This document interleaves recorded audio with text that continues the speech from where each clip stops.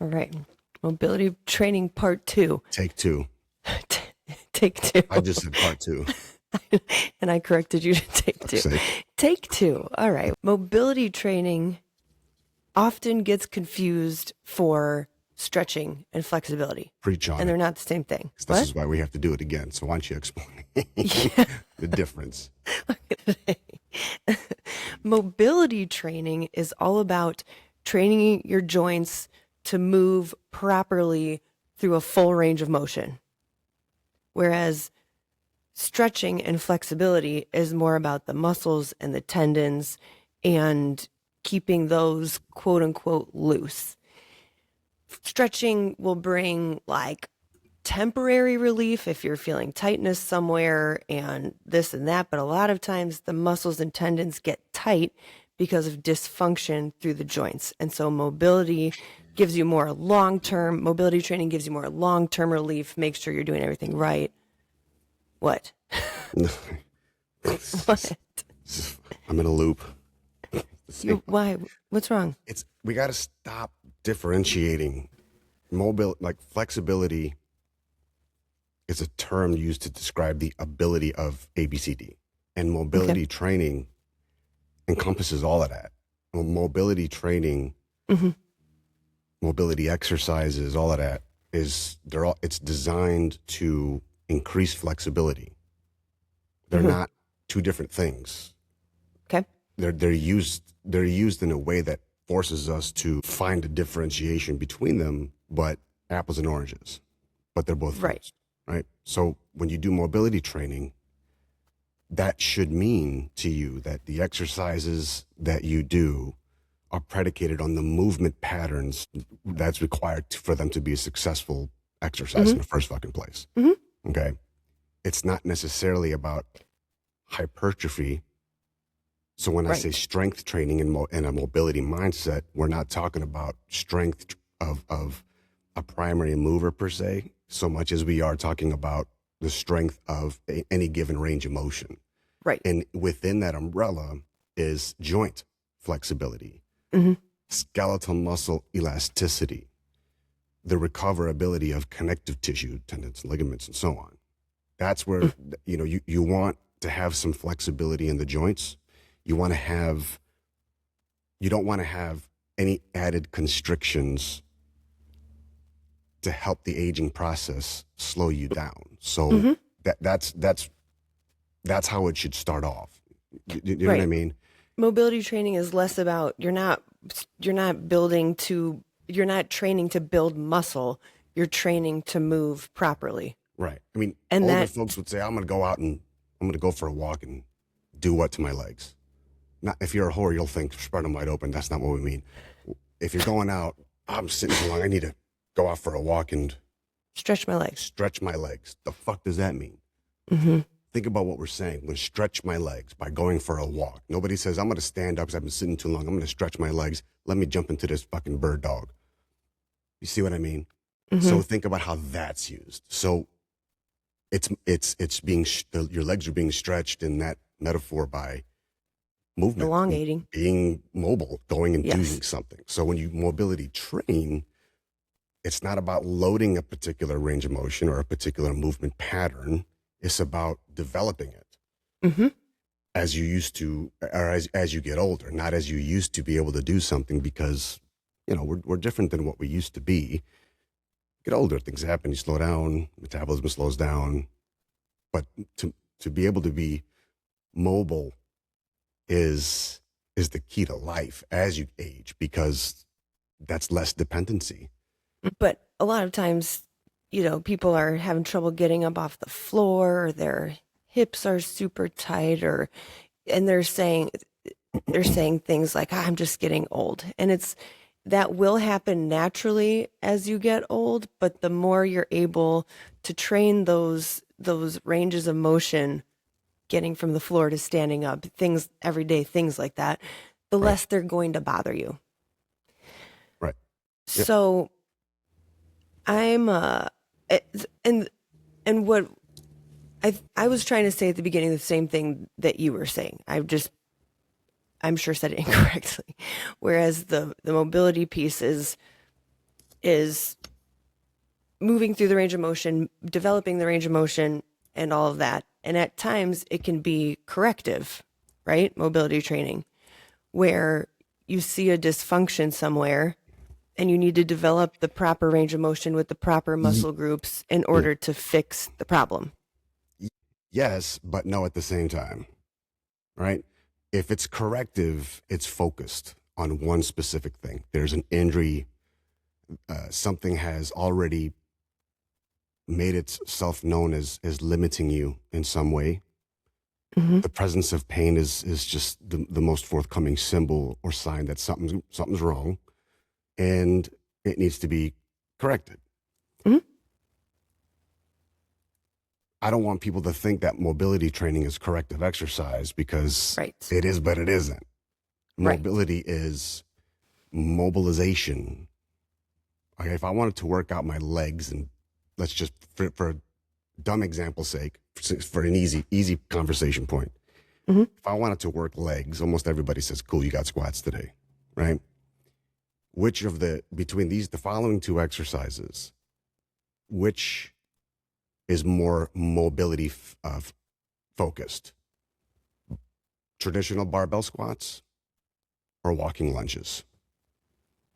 Walking lunges, Right. right? They Yeah. both work legs. As a matter of fact, you get some true biomechanical integration if you're walking.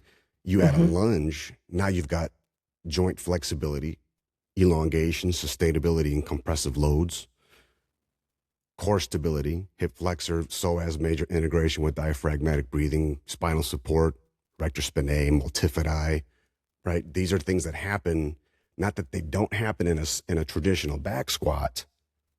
Back squat's one range of motion, one plane of motion, right? But walking lunges, step ups, Stairmaster, Jacob's ladder, these are fully integrated things that, yes, they have legs, but unless your day-to-day life, and this is a side note, I guess, for not mobility, but for functional training, people like to confuse also with mobility. Unless your day-to-day life is simply only and always about stand up, sit down, stand up, sit down, stand up, sit down only, then the mobility component in terms of functional training from a functional aspect would be to become mobile as you move through your day-to-day. That's where the functional part comes in. You know what I mean? You squat to get, up and down off the toilet, but you got to walk your ass to the toilet in the first fucking place. You know what I mean? Right. The fun. So it's really more than just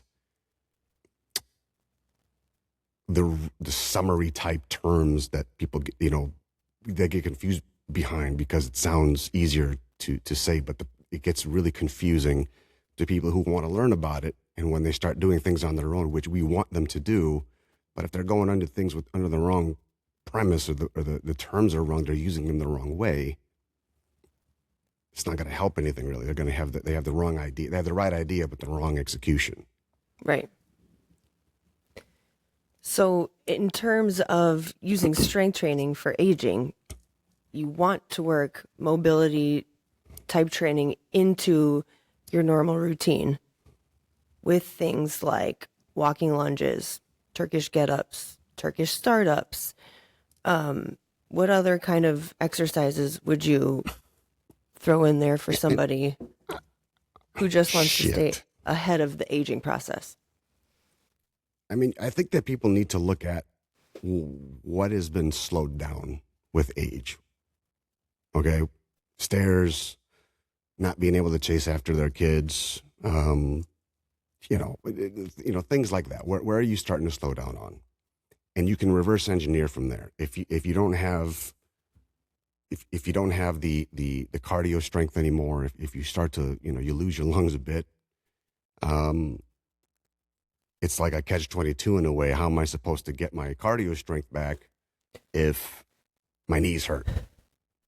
Well, you can swim. That was always my go-to, is find a fucking pool and swim. Otherwise, and this is where the things like elliptical and rowers and Airdyne bikes came into the world of fitness because it was this alternative to running in the ground and pound. So in terms of exercises, they need to be that's functional. That is, they need to be exercises that can support, mimic, and improve the movements that you're lacking now before they become symptomatic with pain and limitation. Because right now, if it's just starting out, then you usually will have one or the other, and they may feel like both, but you'd really need to dial back and see, is it because it hurts to do something or because you physically can no longer do it? Arthrofibrosis would physically stop you from doing shit. It's more than just the pain. They both hurt, but not being able to do something is a physical limitation that can be worked through, but it's not just the pain, I guess. Right. There's a difference between pain that you need to work through and pain that you need to work around. Like I'm talking about pain that you need asked to about exercise selection. Mm-hmm. And I'm just giving the example of what to choose. Like it's impossible to give you, I mean, okay, walking lunges, push-ups instead of a bench press. If you're hell bent on working on your arms or your brain's got to focus on this awkward kind of one-sided load deal without falling on your fucking face doing shit. You know what I mean? So when you, if I had to say there's one blank, I can't give you one set of exercises that fits everybody, but I can set mindset that will fit everybody is under the mobility umbrella. You focus on contralateral focus, single shit almost always will be a better bet.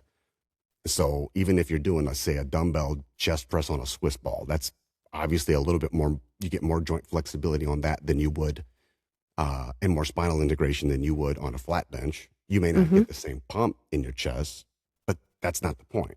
And if the point is hypertrophy in your chest and tries and anterior delts, then by all means, sit your ass on a bench, because there's a difference. You know what I'm saying? The bench takes over spinal support, glute integration, so on and so on. So I would say if you were to do that, the next step beyond that would be single arm only. Full out press on the Swiss ball, one dumbbell for a chest press, upper body. Now with that, you've got an entire side of the body that needs to stabilize, or the rest of the body that needs to stabilize so one random part can fire. Your brain needs to concentrate. There's all sorts of things happening now because you simply somewhat simplified an exercise by creating a dynamic movement pattern. And that's where the mobility comes from. Right. Yeah. In the last one where you're in take one, we talked about that Christmas commercial with the older grandpa guy and how he was mobility training in a way that wasn't corrective. It wasn't like he was feeling pain and he was trying to work through it. It was preparing for a very specific sequence of motions through a full range of motion and preparing to do that under resistance. He'd pick up a kettlebell and he'd pick it up from the floor and lift it straight over his head. He'd put it back on the floor, lift it back from the floor, straight over his head, over and over again. And the premise of the commercial was somebody saw him through a window or something and was looking at him like, what is this guy doing? This is the one thing that he does every day. Yeah. And at the end of the commercial, he had a little granddaughter and he went down, picked his granddaughter up, lifted her up to the top of the tree so she could put the star on the top and then put her back down. And it was like, that's what he was training for. That's mobility training. He's training a specific range of motion to keep that chain and that all those different ranges with all those joints feeling good and healthy so that when it came down to what he needed to do, he could do it. So that example, while 100% accurate, almost makes me sound like a hypocrite because he wasn't doing single arm stuff. Yeah. Right. That's However, interesting. I don't think the point was about different types of mobility and I mean, that was as functional as it gets because it was one fucking thing. You don't see shit else about him worrying about getting up the stairs and walking the dog or chasing kids around or even the child running to him. It was one movement. Pick it up, pick up the kid, put the star on, put the kid back down. That's it. You know what I'm saying? It's like in basketball, when you shoot free throws, everyone's got their way of doing it. They no need to practice shooting left-handed free throws. I mean, I get it if you want to be Kobe and pretend like you, just in case your hand gets broke, you got to practice the other hand, the offhand. Cool, I get it. But at the end of the day, you're not running to shoot layups. It's not a running spot jump shot. It's a fucking free throw. So you'll sit there and shoot free throws all day long until it becomes automatic. Eyes closed type shit.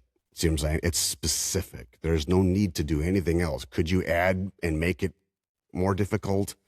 Standing on soft shit, shooting eyes closed, getting heckled while you shoot. Sure, of course you could.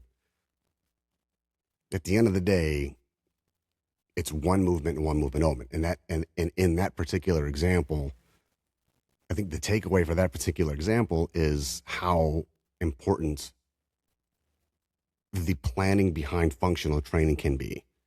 Because I don't remember the commercial completely, but I don't recall seeing him throw up heavy ass military press weight.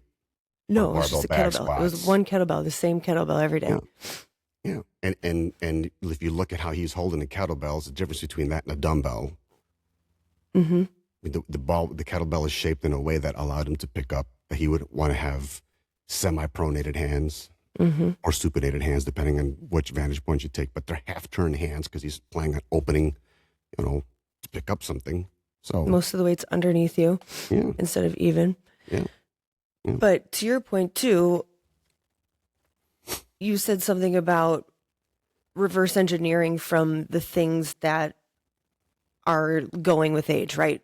Noticing where your movement is lacking or the types of movements that are now getting more uncomfortable or more difficult, and training mobility exercises to make those better.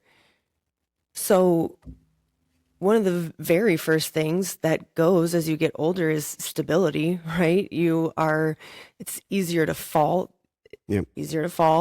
There's different movement patterns, even in the way that you sit and the way that you stand, that can kind of make your body unstable where in positions that it never used to be. And so to your point, the one-sided stuff helps to train each side through its range of motion independently so that it can't rely on the other side. Like your example about the stability ball with the chest press, that is going to train both sides of your low back around your spine, and it's going to force them to do what they're supposed to do. Whereas when you're sitting a certain way all day, or you're standing with one hip popped out, one of those sides is going to be weaker, and the back is a finicky thing where if you've got issues with vertebrae and whatnot, it's going to make it that much easier for something to slip. And now you've got excruciating back pain. When you can isolate it like that, now you're training both sides to work independently so that really they can work together, and you minimize the risk of something like that happening in your back. And make yourself more stable in the process. Well, so this is where the corrective component comes in. If we're going to use the word corrective exercise in terms of mobility training, then it should be used in the presence of the symptom of pain. Right. So if you've been limited something because it hurts, and it hurts enough that you can't work through it, and it's something more than just a sore muscle, sharp shooting pain, or something that is even dull and achy but just will not go away, there could be the perfect exercise out there for you that is absolutely the wrong idea to do, right? Like yes. If you have, let's say sciatica, right? Which is very common. Or let's just pretend it is, because it could very well fucking be piriformis syndrome.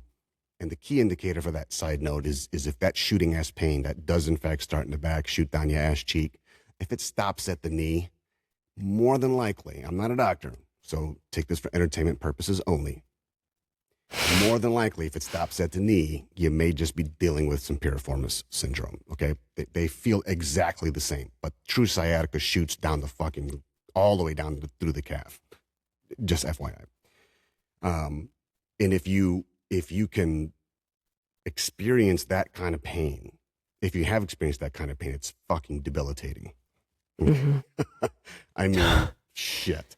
Okay, so if someone comes in and says, my back hurts, I have sciatica, I have shooting pain from in my ass down the leg is what they'll normally say. That most people, most of the time, don't know to make that discrepancy in terms of where it stops. They'll just see, it shoots down my ass, down my leg, and that's it.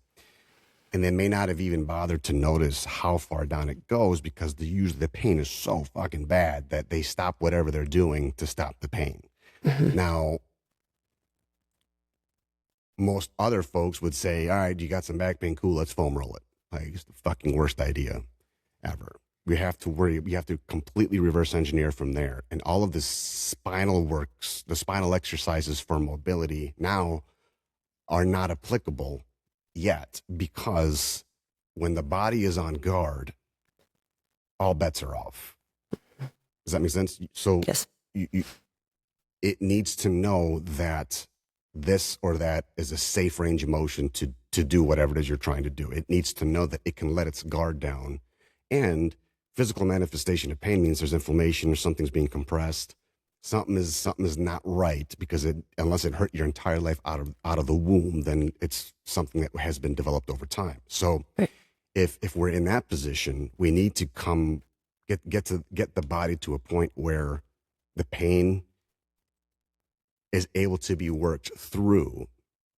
Depending, again, this is a huge depending on, because I don't want to tell people if you're shooting ass back pain that is going down to the fucking Satan's forehead and comes back up the body, you know what I'm saying? Like, but it feels okay today. Today's an awesome day to try to go to some fucking weighted step ups. I'm not saying that. Okay. I'm saying then you can experiment with the rudimentary functional baseline operations of the spine, the hips in particular, and do real testing and corrective exercises that are designed to help pluck out the range of motion that is and isn't harmful to you.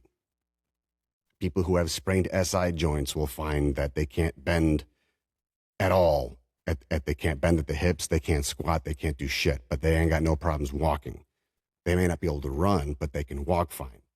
They can do lunges all day long, can't do squats. And it doesn't make sense to them because they don't understand the anatomy, the physiology behind it as the SI joint moves this way, right? Mm-hmm. So knowing that, the development of that needs to be able to, you don't go after the SI joint to fix the pain in that example. You'd go after glute remediation and try to get things to systematically reignite and refire based on certain and basic, very, very basic movement patterns. Gets up into the back, cool.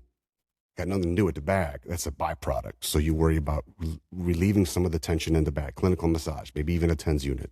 Relax it, relax it, relax it, relax it. Dumb down the movements and focus on, once you can identify what the issue is, then you go after, in order for that pain to be there, something had to fail, right? So you go after the thing that failed. And then you can go and start developing from there. Right.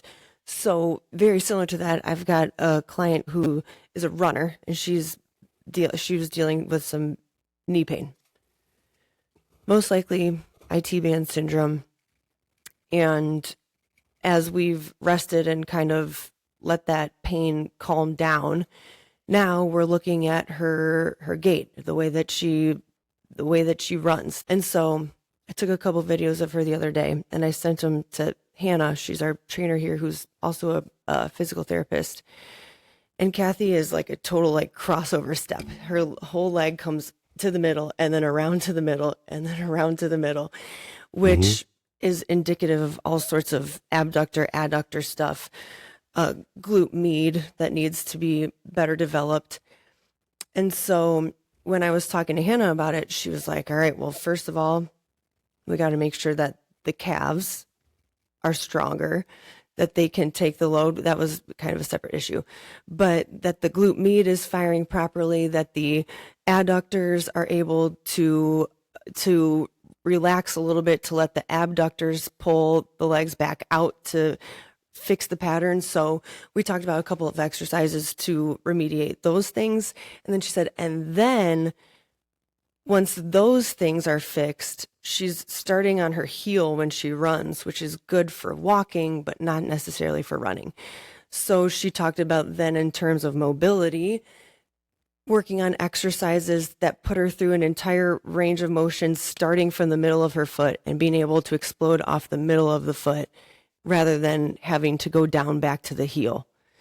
So, like you said, correcting first, getting the things to fire and relax and contract the way that they're supposed to, and then throwing in exercises that mimic the range of motion that she's trying to fix to avoid that IT band issue again.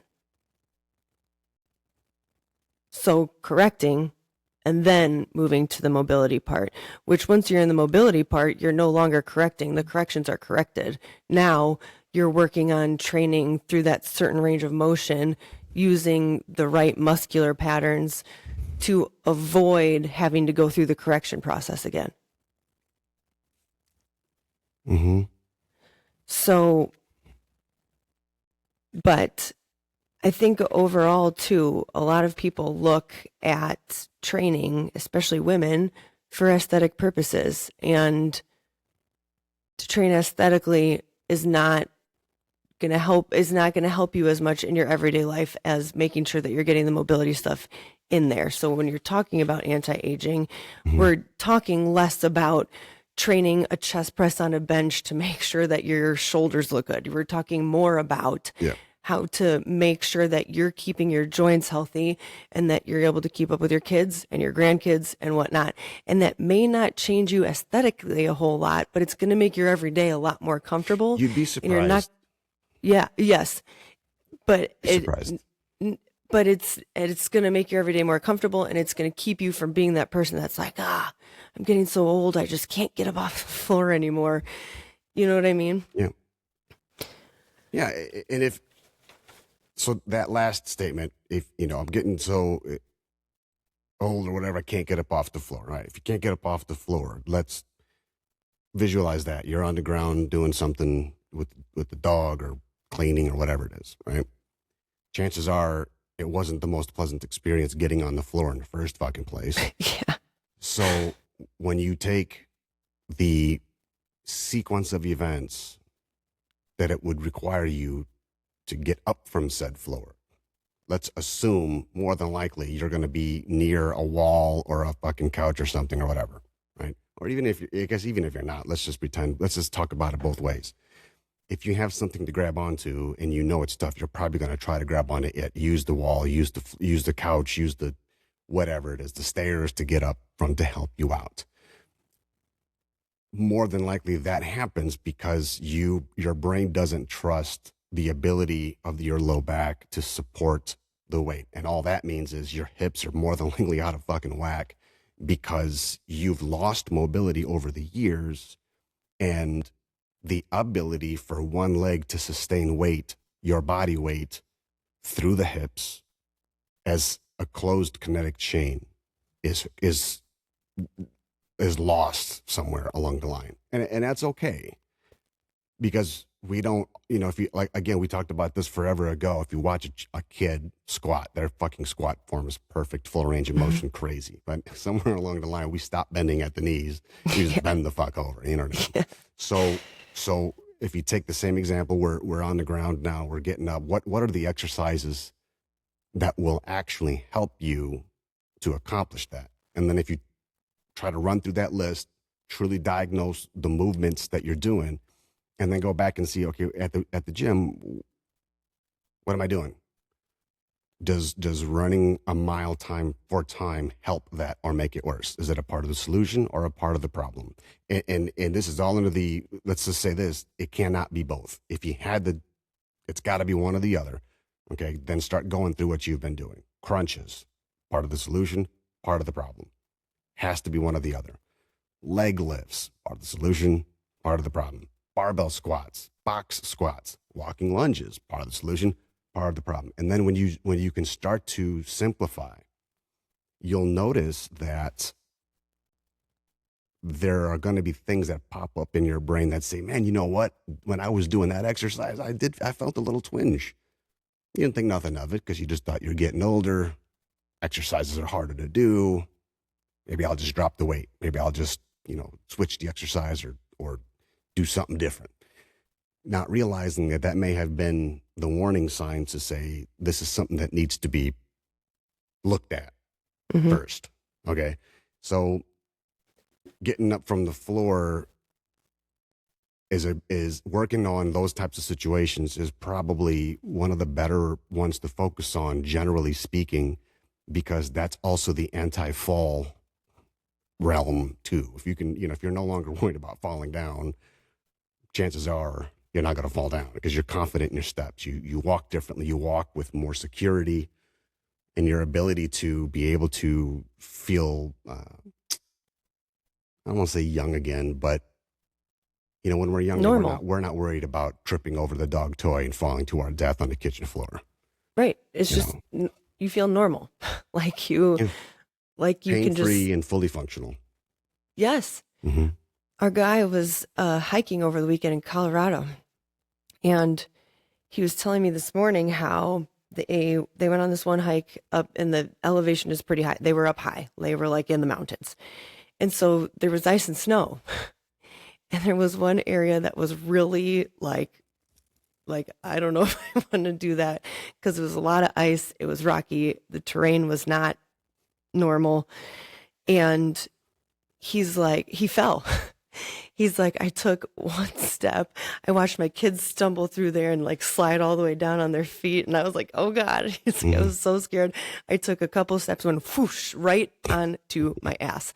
Like my legs came right out from under me. And he's like, and then it was cool though. I got back up and I kept going. And I was like, whoa. Look at what you just said though.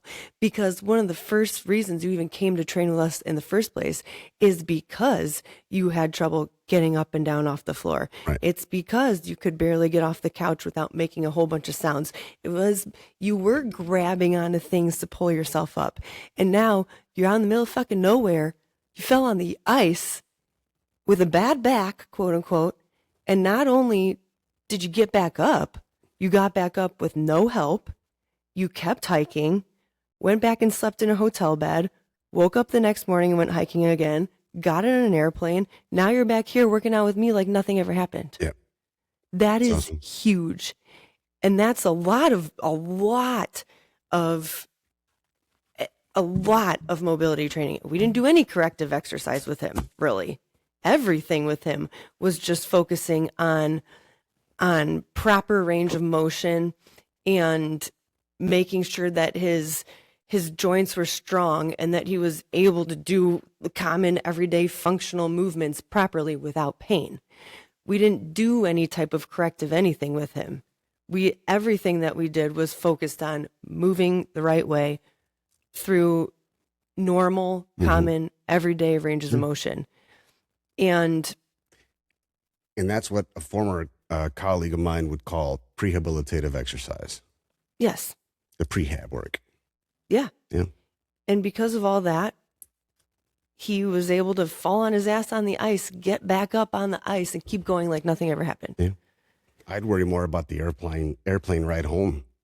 I know. And even after that, he was talking about the hotel beds and how his back was like, it's always kind of stiff when you wake up in a hotel bed. And he had no issues. I mean, he came back home, and yesterday he was on the treadmill on an incline with a weighted vest on. Like everything is fine. And that goes to show that the powers that strength training and mobility training and making sure that you're staying active have on anti-aging, because 3 years ago, that would not have been the case for him. It does, again, you use it or you lose it. You know what I'm saying? Yeah. Your joints will remodel to smaller ranges as you get older. Your nervous system will, I'm going to say forget, but it almost like deletes the shit you no longer do. Mm-hmm. You know what I'm saying? And so it's up to you if you want to do certain things depending on how important they are to you in your everyday life. But I see a lot of shit on social right now. I have no idea why, but different ads for certain corrective programs that are out there that are all about this calisthenic based, barefooted focus, functional pattern type shit, it all works. It's fine. Okay. Professional athletes, I'm saying, doing this shit with not even one heavy ass weight, and they're professional athletes in NBA, NFL type athletes, right? But it's all about how functional can they be? Because if you need your cleats to perform an exercise, you're somewhat of a liability in a way. You know what I'm saying? So when you talk about the basis of training and functional movement, and realize that, man, if something goes wrong and I get hurt, or I get older and I can't do this, that, and the other, is the first thing the doc or the PT or the trainer has me do battle ropes? Is the first thing they have me do barbell bench press, fucking Smith machine curls? You know what I mean? No. They fucking put your ass back to rudimentary square the fuck one, shoes off, toe grabs grab a towel on the ground to work on your planners, single leg, balance, stability, baseline, basic shit, because there's a purpose for that. If it's used in correction, why not use the shit now before you're in pain? Save yourself. So you don't need a trouble. correction. Yeah, do it in the first place. Right. Now, I'm not saying that you should blindly do some shit because I said so, or because you saw it on fucking Instagram. That's like, I'm going to wear a Band-Aid on my arm, like as if that's going to stop me from getting cut. No, the fuck it won't. That's not what I'm saying. Okay, don't be an ass about it. What I'm saying is, if you know that you're constantly walking 37 feet in a day, and you're constantly in 90-degree plus weather, and you're constantly lifting things overhead, and that is what you want to get better at, and that is where you want to focus on your vitality at, that's where you want to prevent injury, then train against that. Work mobility into that. Make sure that whatever you're doing strengthens and enhances and protects against injury, as age will surely find its way one way or the other. I guarantee, even if you could be the most healthiest motherfucker in the whole wide world, and sooner or fucking later, you could do everything right, age is still going to come get you. The only question is, how bad is it going to be? Yeah. You know what I mean? Like, you want to get just fucked in the ass, or do you want to get fucked in the ass and donkey punched and then forced to turn around and swallow your own shit face? Because you have an option for that. Just saying. Nobody wants to eat their own shit. But if you're not careful, you're going to. You're going to get... You know what I'm saying? And then turn around and all of a sudden you're fucking choking on diarrhea. It's terrible. I've seen it, not personally, but I'm saying, not, literally. Well, I did once on this one thing I accidentally stumbled upon when I was having quiet time. But besides that, I'm just kidding. Sorry. It's been a while since we said something funny. So I thought I would do something vulgar. That's what I do. The main takeaway from this. Collect yourself before you speak. You're like, I actually warmed up for this episode. I wanted to get it right. You're over here fucking with me, talking about dick shit. Fucking God. I think the point is Like, that shit doesn't taste that bad. We're talking about anti-aging. Mm-hmm. You have to make sure you're looking at the whole picture, not just the aesthetic part, not just how heavy can I do it, not in a way that's comparing your 45-year-old self to your 25-year-old self, but looking at exercise as a way, as a means to be more comfortable in the everyday, in the long term. Yep. And that's what mobility is going to help you do.